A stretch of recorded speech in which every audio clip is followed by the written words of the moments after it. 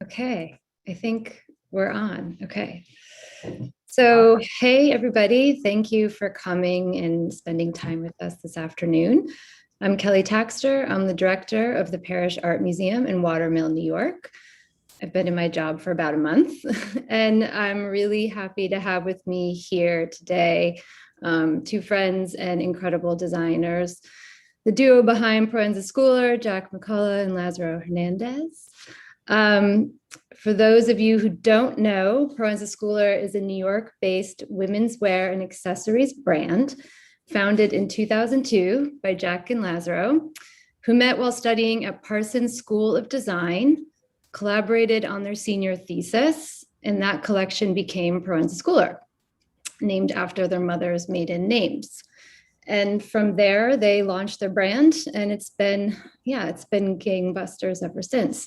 And for this year, their fall winter 21 collection, there was no fashion week as we know it. So they premiered their collection by making a video set at the Parrish.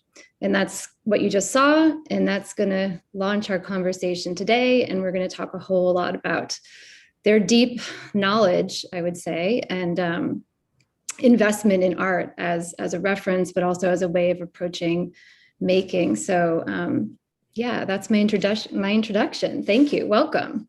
Hi, Kelly. Hi, Kelly. Hi. For having us. My pleasure. So maybe before we get into and also I should say, we will take questions from people. So if you have them, please put them in the chat and we'll save some time at the end to address a few of those. So maybe before we start talking about the show and the site and all of that, we can just talk a little bit about your origin story, which I find pretty fascinating. And you met at Parsons, but there was sort of a precursor to that. So do you want to talk a little bit about where you came from and how you got to fashion design? Yeah, sure. I guess I can start. I grew up in Miami, Florida. I'm a child of Cuban immigrants that came to this country in the 60s. I'm an only child. I went to college actually in Miami. I went to high school, the whole thing, high school, college, the whole thing in Miami. And I was pre-med actually for 2 years before having a change of heart and sort of applying to Parsons. That was the only school I applied, kind of in secret. My parents had no idea. I just applied in secret to Parsons, and I said if I got accepted, I was gonna move to New York and become a designer. And if I didn't, I was gonna stay in Miami and be a doctor was my path. So yeah, I got accepted into Parsons as history would have it, and I met Jack sort of the first year, and yeah, and then happily thereafter. And me, I grew up in Jersey, Jersey boy. And I ended up going to boarding school my junior year. I originally was going to this very standard college preparatory school. You had to play 3 sports a year, and it was very focused. It was more academically focused and not so many great art classes.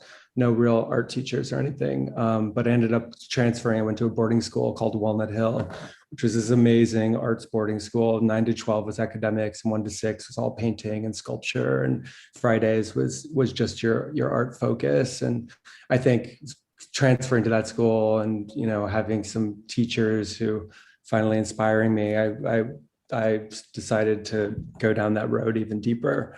And it wasn't until, I got to Parsons and met Lazaro that I kind of fell into the fashion world. I thought I always wanted to be more in the fine arts.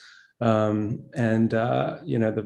fashion world is really this kind of unexplored territory for me. And it wasn't until I got to New York and started, immersing myself in the world out here that I started to get to know that world a bit better and just dove right in.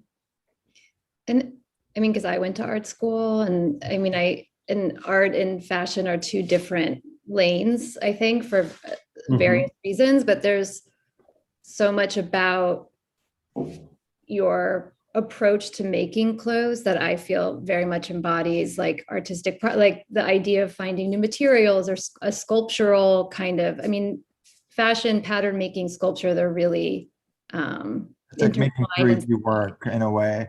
You know, at Parsons, like you don't even specialize in a specific field until the second year. First year, whether you're an art student, a fine art student, a graphic student, a sculpture student, you know, whatever, you all do the same sort of foundation year, it's called, where you learn sort of the groundworks and the basics of line and composition and color and you know, just sort of, you know, big picture stuff. And then after that, you sort of dive into a focus. So I would say a lot of us that came out of Parsons during that time had a similar kind of foundational experience of making. Some people took that into an art world, some people take that into fashion or photography. You know, we all went our separate ways, but I think there's like a common sort of formal aspect to what we all do that is very much the same. Yeah, I mean, a lot of it's predicated on, you know, line and color and composition and materiality and all that. So I think no matter what focus you end up in, you're kind of applying a lot of the same rules. And what about like you know, you met while you were there, you started this label while you were there. Like, what was that creative process like? And how is it, like, how do you attack it now? Like, who is doing what? What's the teamwork like? It's weird because we kind of, are you going to say? Well, I was just going to say, I mean, we weren't collaborating until senior year. You know, I was kind of doing my thing and Lazar was doing his thing. You know, you have a lot of like homework at art school. A lot of our friends that were like in pre-med or architecture, whatever it was, they're like, you guys work so much harder than us. And it was because of like all these projects you had to take home, and we'd be pulling like 2-3 all-nighters a week sometimes. But, you know, up until senior year, I was doing my own thing. Lazaro was doing his. But because we had all these projects and because we were so close, we just, you know, I'd spend the night at his house or he'd spend the night at mine, and we'd just like be up all night working on these projects. So I think because we spent so much time together, like our aesthetics kind of started to blend in a lot of ways.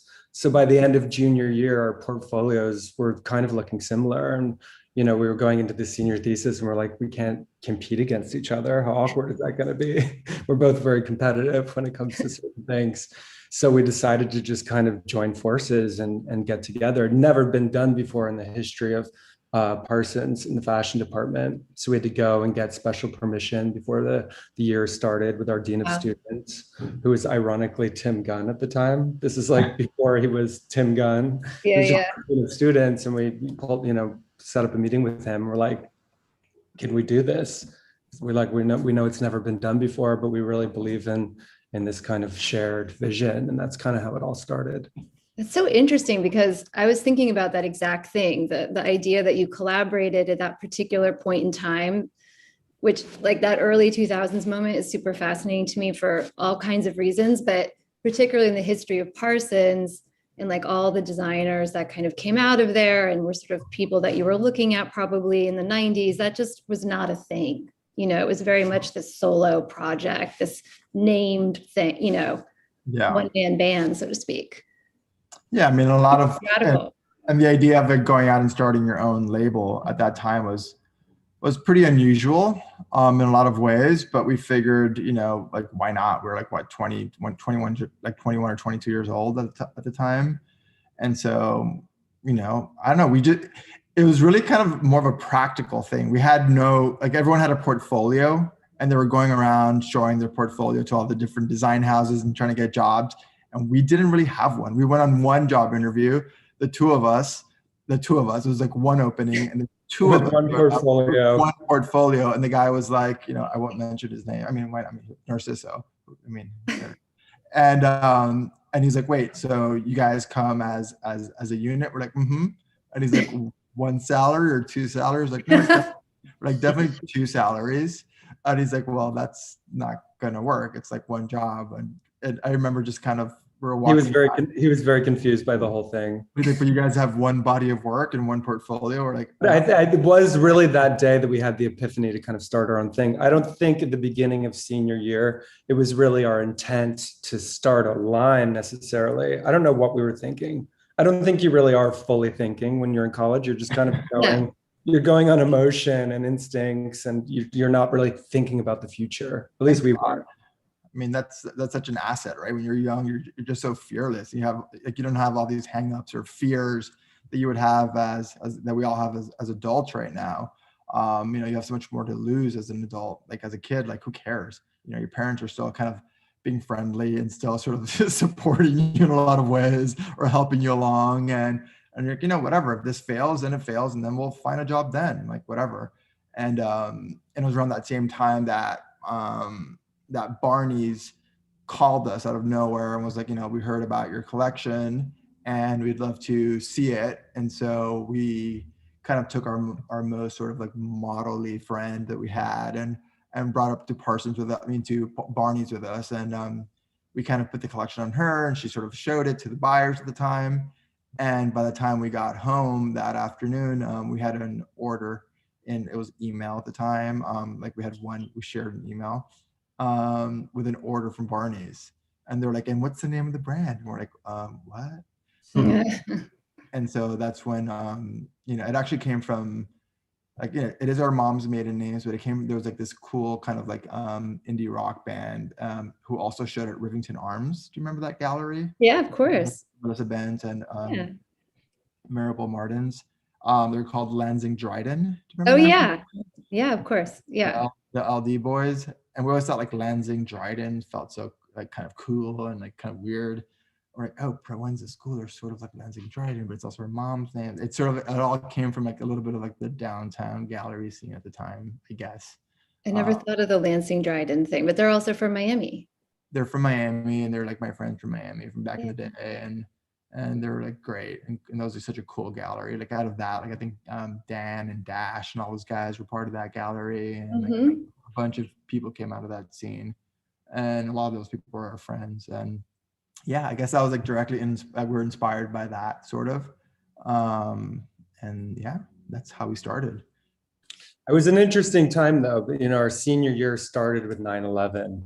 And I think, you know, the world was just in a major kind of area of change and flux. And I feel like at least within our field, it seemed like, you know, you had like the Calvin Kleins and the Donna Karens, and they kind of became, you know, they went from the designers to the establishment.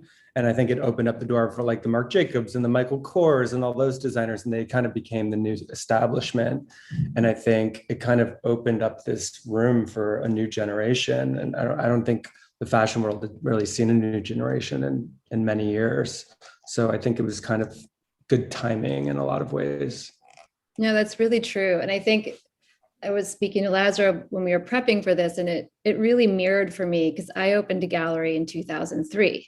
And it was, you know, everyone we showed was fresh out of grad school. Some people were in grad school still. My partner was still in graduate school that I ran the business with.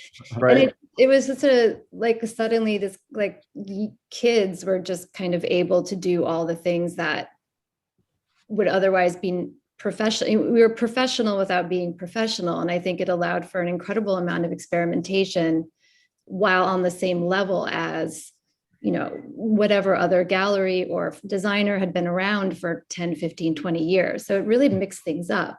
Yeah, I think like John said, it was like post 9/11, like right after that. And I think a lot of like the places that we would have applied to work for, or things like that, were sort of like suffering economically, and they weren't really hiring. And it was a crappy time to go out and find a job. That's for sure. Yeah, maybe probably a lot like now. Yeah, totally. Which I think is going to open the door for a lot of new cool things to happen. You know? I think so too. So like, I think that came out of necessity. We had to kind of like make our own jobs happen versus like, you know, expect anyone to hire us. I think a lot of our friends, contemporaries had a similar thought process. And that's why they opened up a lot of galleries. There was so many like young galleries and young designers and like so many young artists came about during that time that are our contemporaries and our friends, and there's like a whole like early aughts sort of scene that kind of came up around the same time that is still doing stuff. It's kind of cool to watch. We're all adults now, and it's like cool to see like the ones that have like, stuck around and are still doing their thing, and we're happy to be one of them. Yeah. I mean, I didn't want to leave New York. That was my thing. Like everyone I knew was moving to wherever, like Minnesota, Ohio, Texas, taking jobs. And I just had I was like, no, I can't. I need to stay. Yeah. And I think that was part of it too. But speaking about the moment and the change it's brought about, and we can get back to the show and the Parrish as a site. And you have obviously a long history with art, as we've just discovered, and you've set your shows in museums prior. Can you talk a little bit about the museum as a site and the context of that? Yeah, I mean, first of all, this was our first video show. We've sort of been putting on live events, like live runway shows for however many years, every single season, twice a year, with like people, actual people and models. And it's like, at least 800 people per show. It's very sort of densely packed with people usually. And obviously because of the pandemic and being safe, no one had shows this year. So the spring show, which is the first collection when this whole thing started, we put out a book. We can talk about that later, but those reasons why we did a book versus anything else, something about the tactile quality of a book felt right to us. And then for the second show, we couldn't do it like another book. So we wanted to actually do something digital, kind of do the opposite, and do something that was completely digitally focused. And we wanted to kind of just do a show. And we knew we wanted to cast women that were maybe kind of first time models, which is, like they don't look like first time models, but a lot of them were first time kind of show models. And we wanted to kind of, I don't know, like we always want to have shows in these kind of crazy places that are usually not in New York City. And because of the fact that we showed during like Fashion Week and there's a show before ours and probably a show after ours or whatever it is, like you have to kind of show in the city usually. And this was for us an opportunity to show somewhere kind of outside the city since there was like no audience. And we sent some like kind of scouts looking for different spaces. And we knew we wanted to show like in a sort of, the idea was an art institution outside the city, but close by. And then, they came up just like, what do you guys think about the Parrish? Like, I mean, that'd be amazing, but I don't think like that would, they probably wouldn't let us do that. It's such a pristine, beautiful building. And when we got the word that you guys were cool with that, we were psyched and we jumped on the opportunity because to us, it sort of, I don't know, it checked the boxes of this mood that we were trying to kind of put forth, this sort of, I wouldn't say melancholic, but this sort of calm and quiet, and the juxtaposition of something quite concrete-y and brutalist almost, and urban in a way, and it's sort of like physicality and materiality, but sort of set within like nature. It's like one of the few places where we found like that duality of something like hardcore urban feeling, but like squarely in like this sort of like vast landscape of nature that also happens to be very close to New York City. That doesn't exist anywhere else. So for us, that sort of felt like, not just the layout of the building felt so right. It's like built for a runway. Yeah. I think the contrast of those two worlds that Lazar was speaking about were really important. We originally were thinking about shooting it up in the Berkshires where we've got our farm. We've got a farm up there and we built a studio up there, and that's where we design everything. And obviously over this last year, we've spent more time up there than we ever have. And we designed this collection up there. So we're like, what if we did something up here? But then we, when we think of our woman and who she is, and I think she's inherently this urban, intelligent, thinking woman. And so how do those worlds kind of come together? And for us, the Parrish just really kind of like checked both those boxes in such a major way. Plus, it's like an incredible art institution, and Herzog and de Meuron are some of our favorite architects, and just it all felt kind of right. There's also something so evocative. I mean, you don't have the audience, you don't have the energy that you would have at your show normally, which I'm sure is so important and kind of fuels, I don't know, a million and one things in the aftermath of your presentation. And the empty seating, I thought so good, because it's just ghostly. And also just the woman who's looking through the glass. I mean, it was just so cleverly done, that the feeling of the not being there, but also carrying on. I mean, for us, this space, like, when we went to go look at it for the first time and we saw those exterior corridors, like without any windows, like that was like so rare and so beautiful. And then the fact that, it's a long straight shot that's sort of like almost like what a runway is. And it had these like seats on one side, the entire length of the building. Just so unusual. Like, what do you guys use that for anyways, all those seats? It's a really good question. I don't know. I've eaten my lunch out there a few times by myself. I don't know. It's just it probably seats like 4 million, but you have 4 million seats sort of like empty. I don't know. Come back and do another show with people. Yeah. And with that, there was just something so beautiful about there being this sort of kind of set, like a ready-made set for a show, and filming an empty show, and for us, it's challenging as designers, because these days you have to kind of, we're technicians and we're like clothing designers and accessory designers, but we're not, we've learned how to put on shows, but now we're also like directors and video people, I guess. So we have to sort of like focus, we have to sort of learn how to make a video work and how to make it as compelling as a live show. And how do you do that? And our answer was, the people in the show, there's got to be stars in the show. Like, what makes a movie sort of like, what makes a movie interesting is like sort of like the actors in it sometimes. Obviously the storyline has to be interesting and all that. It's got to be a good plot, but the actors are really the one to bring the story alive. And so we were given the opportunity to work with Ella Emhoff, who is the stepdaughter of Kamala Harris. And we all met her when she did the inauguration.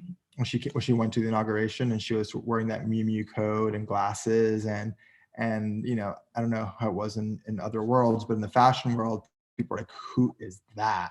Like, everyone was like obsessed, like, who is that girl? Like, she just sort of felt so today and so right. And so immediately when we saw her, we're like, I wonder if she would do our show. We're so, I don't know, we just, and we asked our people, and they sort of talked to her people, and the whole thing kind of happened. And she was quarantining after the inauguration, after the White House, and she sort of came straight to the Parrish from the whole inauguration moment. Wow. And we were the first thing she did post inauguration, and our show, and that felt so right to us. It was so powerful to have her, kind of be the fashion ambassador of this new moment, politically and ethically, and the sense of intelligence and all of that was, I don't know, was just really important to us and inspiring, and she really helped carry that video for us. Yeah, it feels totally right. I mean, in a way, that show, or it's really carried by that, by her at the end, looking at you, and that will be the reference for the collection, I think, for a lot of people. And, this forward-looking moment in this new generation of women, and maybe there were references or thoughts about artists that you were looking at, but I know historically so many of your collections are so deeply like thinking about particular artists, particular bodies of work. Mm-hmm. And if they're not referenced visually in the clothing, you're actually kind of using some of the processes to make the clothes. So maybe you can talk a little bit about the other collections you've made. I know there's a slide or two that shows some of those examples, but I feel like that's such interesting Yeah, background. I think because, we're not working for this heritage house and we kind of started this brand from scratch and we don't have this kind of language of history to kind of pull from and build upon. We're just kind of living by our own experiences. We have also never worked for anyone. So like we've kind of made up our process as we've gone along out of nothing. And so I think we've kind of looked towards a lot of artists as inspiration, almost more so for their process and how they work, more than like what the kind of finished outcome is. Yeah, so here we're seeing stills from the Parrish. You just saw Ella in that black trench. Yeah. And you really brought out the geometry of the building, like even just the way the shadow falls and frames the picture. It was a really beautiful, soft day. It was actually 13 degrees all weekend. That weekend we shot. We had to bring the girls out for like 5 minutes at a time, shoot them, and then run them back right in. Oh my God. It was quite a cold day, but I don't think you really get that from the pictures. And just the melange of the concrete with these like kind of melange textures of the fabrics. We thought it was a really nice kind of pairing. No, the softness. I mean, the clothes are super soft. They have a lot of ease, and then up against the concrete, it's really nice. It was about that duality for us. That's a show we had. That's the Met Breuer, the Whitney, old Met Breuer. Now the Frick, it just keeps Now on the going. And that season, we were actually looking at a lot of Helen Frankenthaler, and I believe we were also looking at a lot of Robert Morris, specifically those felt wall hangings. We were interested in his process, just in that he was kind of cutting and slashing and kind of had no preconceived ideas as to what the finished outcome would be. And we kind of tackled our fittings that season in the same way. We'd start with very basic clean coats and just started slashing into them in places and letting pieces fall. So you can see there, like there's a dress. It was just a kind of clean knit dress. We started just slashing into them to create panels and this kind of car wash effect. We did it with felt, coats, skirts, knitwear, all sorts of different things. So we're very much kind of using his technique as a kind of starting point. As well as Helen Frankenthaler's. I think she was like really watering down those canvases and those paints and like lifting them and tilting them in different ways and not having any kind of preconceived idea as to what the finished composition would look like, and kind of letting the paint do its thing in a lot of ways. Yeah, it's like the process was like the idea, and whatever the final outcome was a little bit kind of secondary. It was just gonna like be whatever it became. And it was kind of freeing sometimes as like a designer, if you have like a sketch or an idea of how something should look like or should be, and it's like too specific. Sometimes like the challenge is trying to get it to that place that you have in your head. But I don't know, for us, it was very freeing to do the opposite, just having kind of an idea for a kind of way of working and letting that be the idea, not having exactly like a finished product in mind, and just letting the process dictate itself and seeing how it ends up. And I don't know, that was for us, that was really freeing, and it really came from like a Frankenthaler sort of place. They both had very, that was the physical relationship they had, each of those artists had with their materials. That process-based way of working, I would imagine it's really not. I mean, was that a new thing for you in designing, or had you kind of always worked that way? Like, how does the process? I think it comes from a little bit of maturity, and I think it takes a bit of confidence to sort of like not have an idea really, and kind of letting your instinct kind of like taking a pair of scissors and just like literally cutting into a coat like in a specific place, and like letting that do its thing and then seeing how that feels, and then sort of cutting another thing, and I don't know, just kind of like just going for it and like not. And I think that process kind of came with time. I'd say like in our very early days, maybe our inspiration was a little more first degree or slightly more literal. And it wasn't until the years passed that we kind of started approaching it from a more conceptual point of view.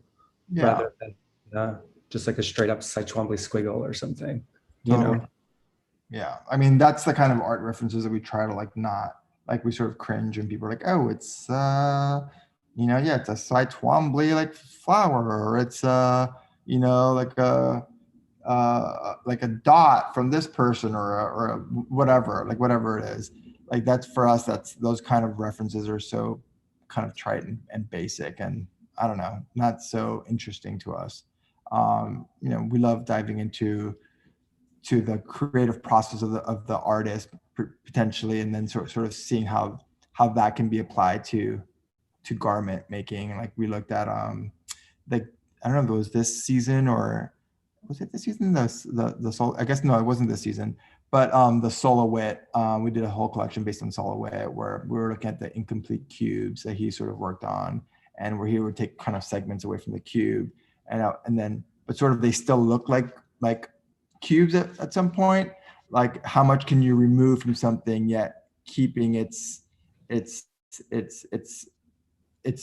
form intact, or still Signaling something. yeah, it's still being identifiable. It's its original thing. Like how much can you reduce something and keep it still that thing? So we sort Kind of of allowing the viewer to kind of like, figure out the rest or come up to the conclusions with what the rest of it is. Right. like an act of reduction. So we've done a lot of that kind of reduction, that sort of conceptual process kind of maybe came from Silhouette.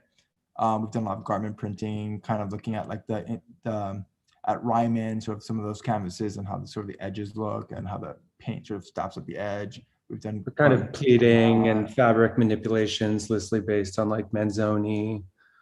I mean, I think the Silhouette collection was interesting because you look at the collection and it just looks nothing like Silhouette aesthetically speaking, but just this idea of these remnants and taking, Saul was doing it with cubes, but we were doing it with a leather jacket or a denim jacket or a button-down shirt or sweater, and really just kind of erasing all the elements from those garments. But maybe you leave the rib trim and just the shoulder seam and the side seam of the sweater. So you feel a sweater, even though those elements of the sweater are kind of stripped away. And ultimately, I think, and as you start going down this process, it's very easy to get carried away and like it become like a conceptual project. At the end of the day, like Jack said, we make clothes we make luxury fashion for the urban thinking adult woman. So it's very much we want to speak to a woman's life and her sensibilities, and there's a practicality aspect of things, there's like an attitude, there's like a cool, there's a luxury aspect, there's all of that. And we want these clothes to ultimately be things that people desire and they want to buy and want to like own and want to keep forever. So it's like, and that also takes a little bit of like time to figure out, is like there's a conceptual thing, but then how do you sort of not push that too hard to the point where things become sort of annoyingly conceptual and like unwearable or art. It's not art what we do, it's fashion. So it's really important that a woman's lifestyle and a vibe and attitude is captured. And so I would say that's the big difference for me for fashion and design versus fine art, visual arts. I think design and fashion, ultimately it has a purpose and there's a functionality aspect to it. So that's what I think really separates those two worlds in a major way.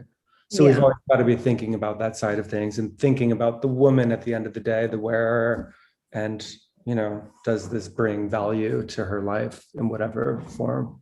Yeah, I think we're in a phase now where once we were sort of obsessed with like process, I think now we're a little bit more obsessed with like attitude. It's becoming a little bit even more abstract even, but weirdly more grounded in reality, which is kind of an interesting sort of 360. We're more interested in like the attitude, cutting an attitude, which is, like a way of cutting a jacket that's like, or a sweater that's like a little bit off. So we can put it on and kind of like slouches on one side a little bit. And it lends the wearer sort of a vibe and an attitude and the best word for it is attitude. It gives the wearer, it lends them an attitude that's, it's like a style or something. And it's like the way we're cutting patterns or manipulating fabric or something. And that's really interesting. It's just cutting slouch into into actual cloth. Yeah. So it's like, even if she doesn't have the slouch, she puts it on and kind of gives her the slouch. And that was for this last collection that we did at the Parrish. That was very much a kind of starting point for that collection. Just creating attitude into the cut of the clothing. Like something's a little bit too big on this side or a bit too tight here. And it's just like these little sort of like discrepancies that give, when you see a girl walking the street and like she's so cool, and it's like what makes it, she's just wearing a t-shirt and a pair of pants, and what makes it so interesting? It's like, it's the proportion, it's the slouch or the excess of fabric around here, like whatever it is that gives you that attitude of like, you don't care, like that sort of thing. You're not trying too hard. So we're trying to figure out how to like cut attitude into clothes these days. And I think that's been super interesting to us. And at the end of the day, the clothes are quite normal, which we love right now, especially, but they just have that thing that you put them on and like, oh my God, I feel great in myself right now. You don't know why.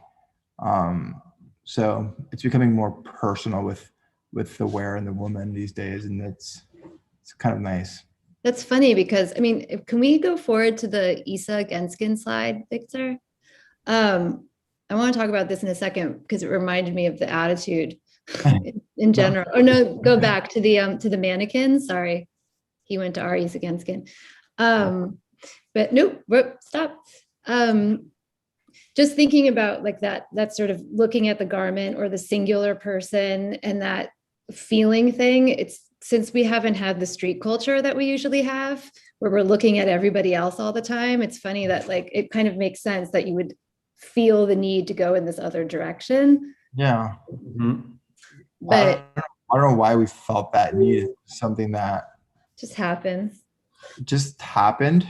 We didn't think too much about it. It just, I don't know. The clothes that feel interesting to us right now are clothes that have a discretion to them, that aren't super loud and that are super luxurious, and that they make the wearer feel like really good, like against your skin, things that make your life easier, that feel beautiful, that make you feel confident and easy, and like all of those things, like anything that feels sort of like try hard or too loud or bright or anything that makes you feel uncomfortable. Like nothing should make your life more difficult than life already is.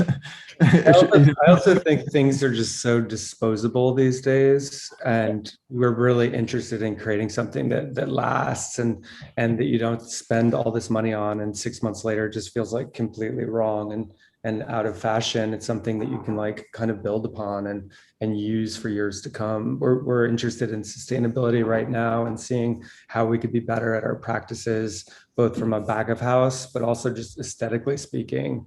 I think there's like sustainable fashion, and that, I don't want to use the word timeless because there's like aesthetic connotations that come along with that word, but there's a timelessness in that it's not so specifically of a season. And so I think we're interested in clothes that kind of have that feeling and that purpose these days. Whereas before, I think we're so interested in process to the point where it did very much become of that season. And then we'd kind of move on to a whole other world. We're more interested in kind of like a slower evolution from season to season now, as opposed to like a complete revolution every 6 months. This Isa stuff is funny that you bring this up, because like when we first got to the Parrish, like we saw that big sort of Isa Genskin sculpture outside, and we're like for us that was like an invitation to kind of like show there in a way, because we have this sort of soft spot for Isa. We met her in Berlin a few years ago, and we had like a good time kind of hanging out with her and getting to know her, and we asked her to maybe kind of collaborate with us on a show, and she kind of went missing, and then she kind of appeared, and we kind of sent her some clothes. We were kind of working on some prototypes of some clothes, and it was very kind of open-ended. We weren't sure what she wanted to do, and what she's like, oh, just send me some clothes. Like, okay. And then she I think at first we thought she was going to kind of make pieces that we were going to actually put into the collection. Yeah. And then it kind of very quickly shifted to a whole other thing. And then one Can day you wait, can you forward to the slide of the orchid, Victor, just so people who don't know have it understand what we're talking about? So this is currently outside of the parish in the Field of Dreams installation. It's East Agenskin. And so this is the artist, the same artist that we're discussing. So if you now go back. yeah. So, you know, we call this collaboration a conversation because it wasn't like one side. We gave her some clothes, thinking she was going to do something to them. They were going to then show them on the runway on people. But then she sent pictures and it was like this insane sort of like large scale installation using mannequins. And we're like, oh my God, like that's insane. Like that's so amazing. We love how she uses like mannequins as a compositional element and using clothes as another composition element. It's like sort of these assemblages using fashion and bodies and very much related to like what designers do.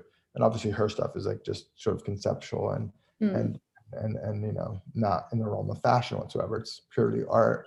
But then she sent us this, and then we sort of took some, you know, she drew on some of these clothes. She put some, like I think it was some Wolfgang Tillman photographs taped onto them. And then there you go. And so then we took those clothes that she did and made sort of our version of that. So then we tie-dyed cloth instead of like painting them, so they're actually wearable garments.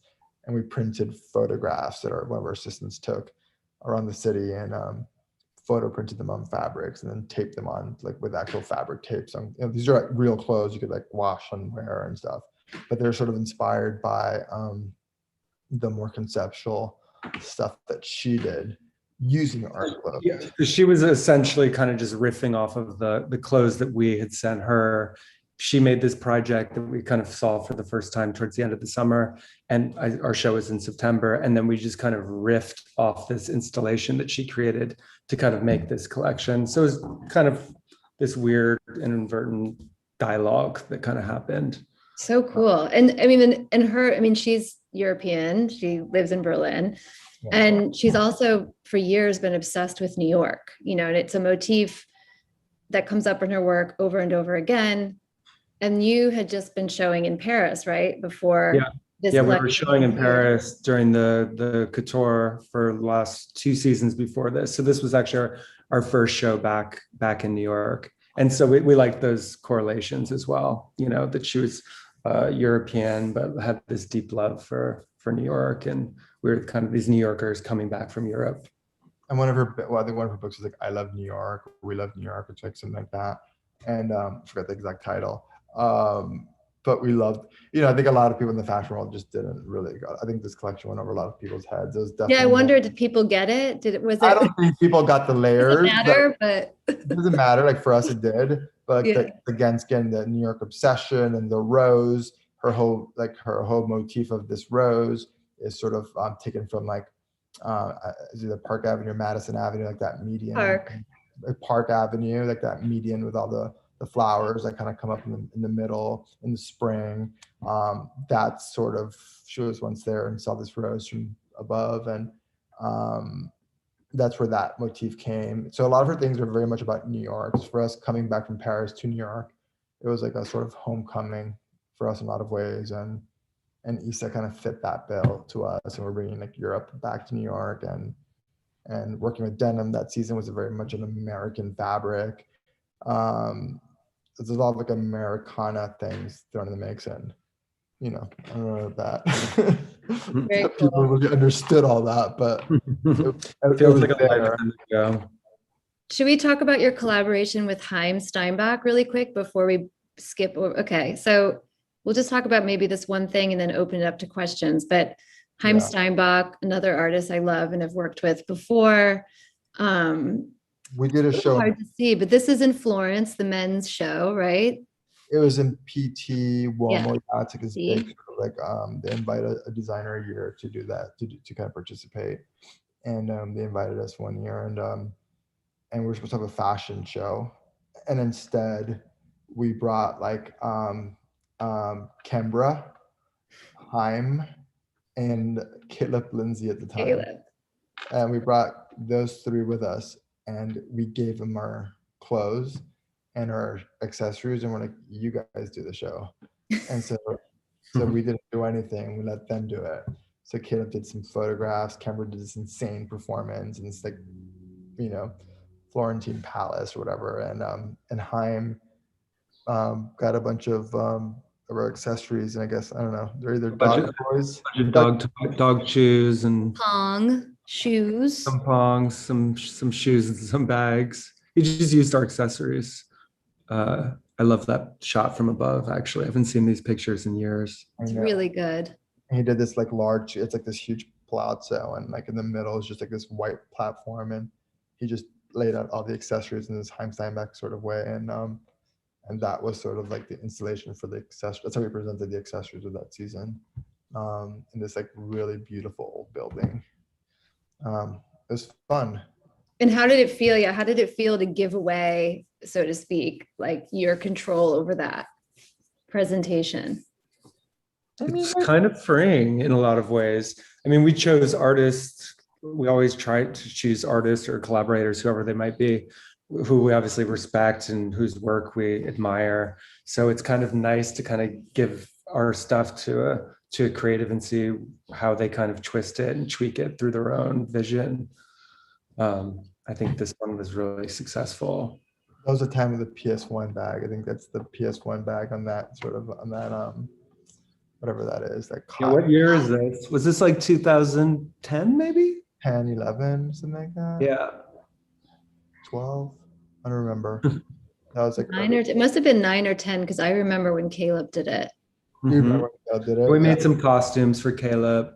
Yeah. We shot him with this model, Leah Kabiri. You know, that was fun. So yeah, I mean, every couple of years we've done like this, a sort of, you know, it's not like something we seek out. It just sort of, it always starts with like an idea for a season. And, you know, like Jack said, like our collections are very autobiographical in that, like it's very much a response to like whatever we're feeling at the moment, what feels right culturally. And then we start putting like, you know, this thing leads to that thing, leads to that thing. And sometimes an art reference comes into the equation, and then it leads us down another path, and sometimes it doesn't.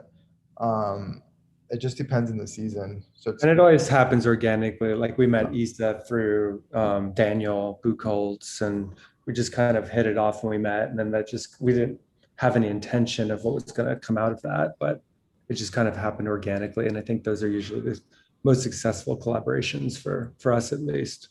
Yeah, totally.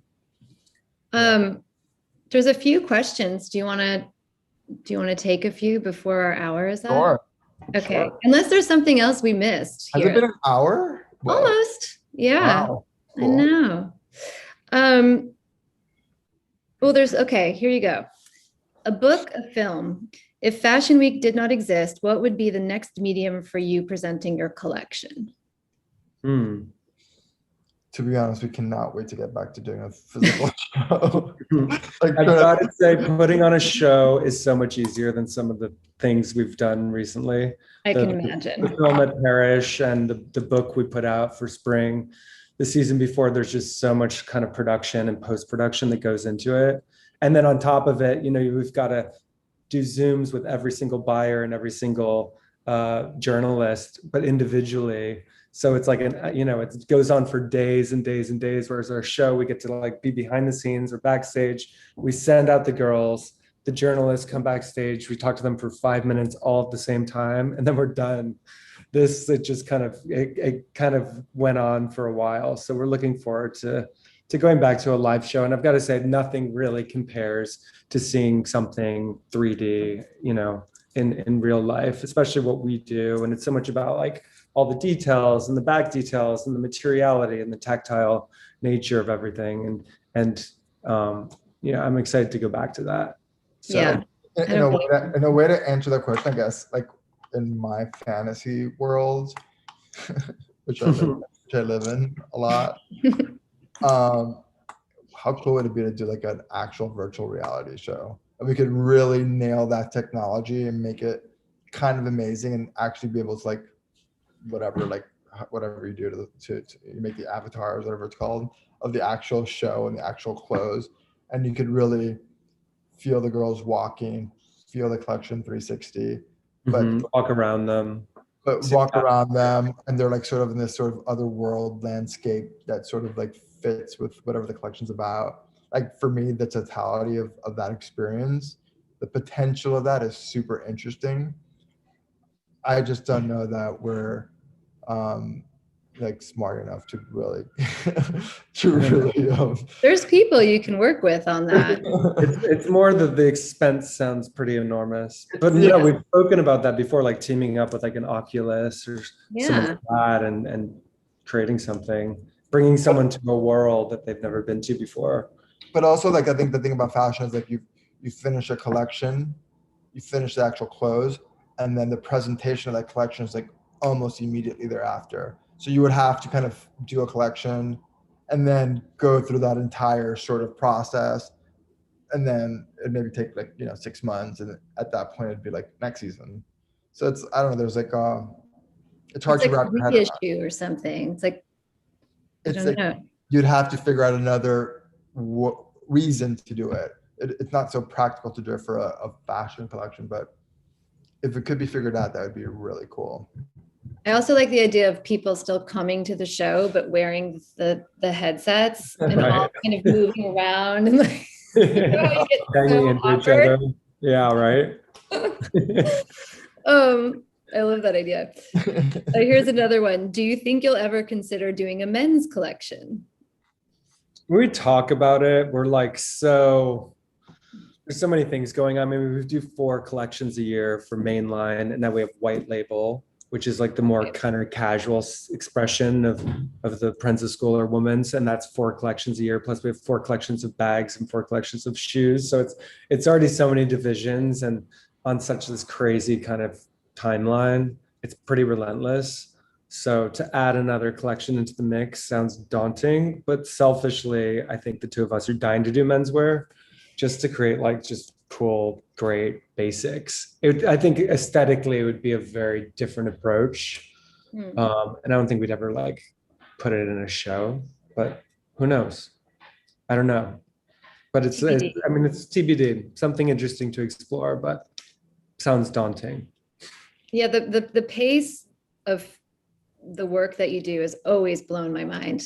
All my friends are artists. It's like they're so slow, and most of the, it's like the graciousness of that process is so much bigger, slower, longer, so gentle in a way. I mean, it changes now and again if there's like shows or fairs all piling up, but it's just such a different thing, that the ability you have to continue to create in that relentlessness is so, I mean, it's really a skill, and it's pretty nonstop. But I think in a strange way, we've kind of become accustomed to it. And I think if we had 2 years to work on one collection, we'd be so bored by that collection by the time we put it out there. It's like we're used to kind of like just turning stuff out, going on instincts, putting it out there, and then just kind of moving on to the next. So we're just kind of programmed that way at this point. That's kind of the beauty of fashion. I mean, in a lot of ways, it tells you much more about the moment than art does, because it's in it, and it's written on it. It's really interesting. And that good fashion very much responds to that very specific moment in time in which it's made. And because we get to create 2 collections, like 2 real big collections a year, we get to respond to the moment every 6 months, which is it's pretty great. And then when you mess up one, there's like another one coming right up. So like, it's not like a movie. You can redeem yourself quickly. Yeah. But also like you can't rest on your laurels either. Like you do a great collection, you're like, I wish this one could just like live for like a year or 2.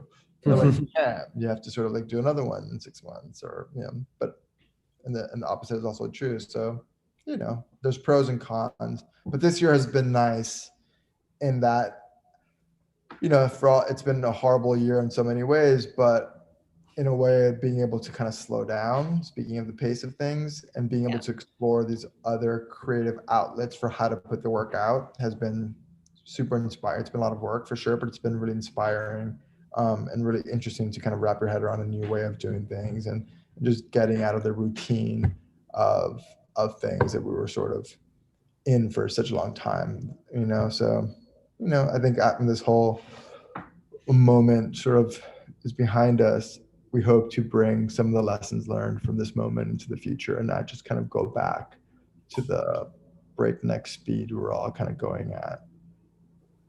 Yeah. No, I mean, I think we'll Good see. luck.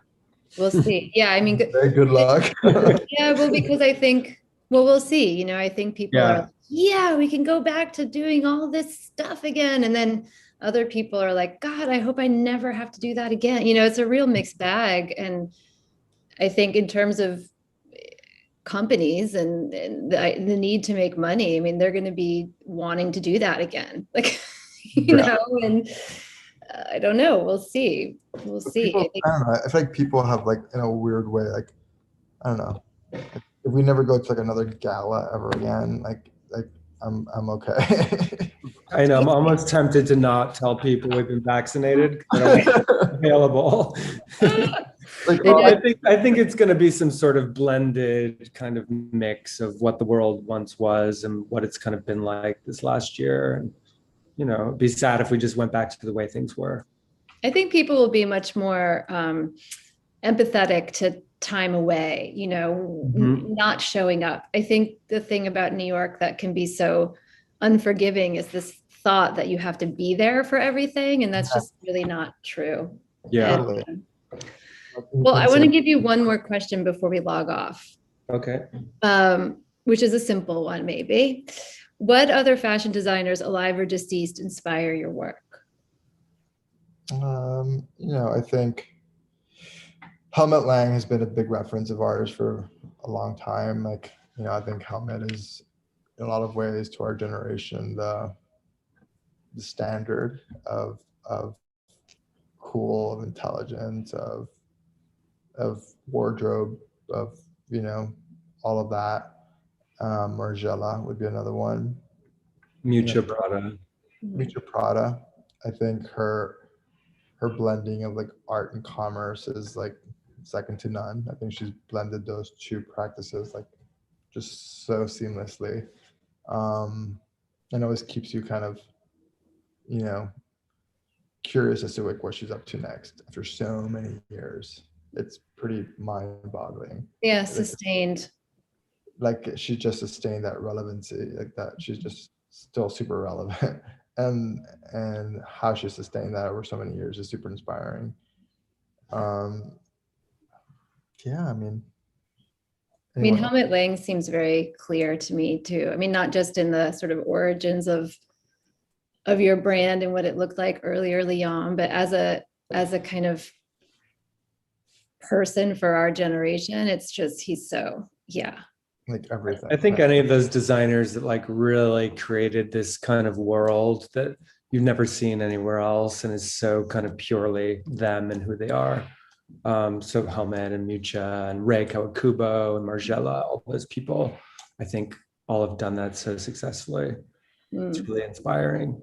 And I think it's, creating like a business. Ultimately, we're creating a business and creating a business yet like never in spite of like the creativity and the experimentation and the pushing of rules and boundaries, like they've all been so revolutionary yet have managed to create these sort of lasting businesses, and that's so cool when you could like do both.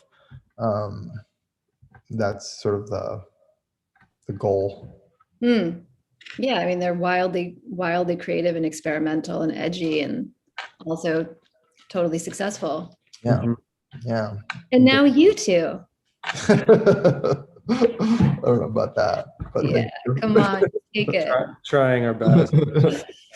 Well, look, I'm so grateful for your time and for agreeing to do this. And it was like just so funny when my job was announced, like the week after, or the day you shot at the Parrish the weekend before, and my job was announced like the next Monday. So that was totally serendipitous and really sweet. And it's great that you guys did this and we have that connection, and just thank you. So happy for you and congratulations on your new job. I know. Exciting new chapter. Can't wait to see what you do. I know. It's gonna be great. We'll be watching. We'll come visit and we could at least go to the beach. Absolutely. This summer. Let's count on it. Yeah. All right. Thank you, you guys. Have a Thanks, great night. Kelly. Thanks, everybody, for joining us.